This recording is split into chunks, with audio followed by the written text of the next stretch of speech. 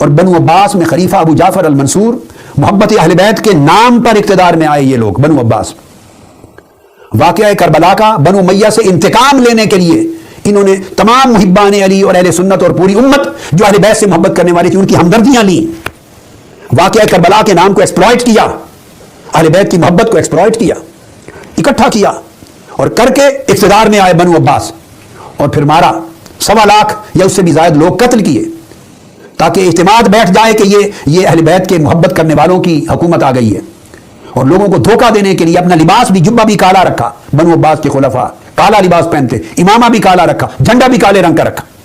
یہ بنو عباس کے خلفاء جب آئے چونکہ ایکسپلائٹ کیا تھا محبت اہل بیت کا نام. لیکن جب مستحکم ہو گئے، ان کی جڑیں مضبوط ہو گئی، یہ حکمران اور سیاست دان جو اصل سیاست دان ہوتے ہیں وہ کسی کے مخلص نہیں ہوتے. جب ان کی جڑیں مضبوط ہو گئی، حکومت مستحکم ہو گئی، تو پھر بنو امیہ نے تو ایک امام کو شہید کیا تھا، امام حسین کو کربلا معلیٰ میں. حضرت محمد بن حنفیہ اور نفس زکیہ کچھ لوگ نکلے تھے. مگر جب بنو عباس کی جڑیں مضبوط ہو گئی تو اہل بیت کا نام لے کر اقتدار پہ آنے والوں نے کئی ائمہ اطہار اہل بیت کو شہید کیا.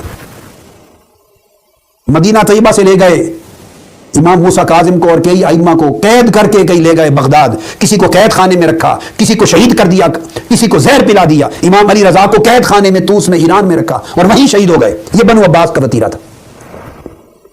چونکہ اہل بیت کے خلاف بنو امیہ کے اندر یہ عمل شروع ہوا، بغض کا، مخالفت کا، سب و شتم کا، اور اسی کو یوٹیلائز کیا بنو عباس نے اور ائمہ اطہار اہل بیت کو شہید کیا اور رد عمل ہوا. پھر بنو عباس میں ائمہ اطہار شہید ہوتے گئے، رد عمل بڑھتا گیا.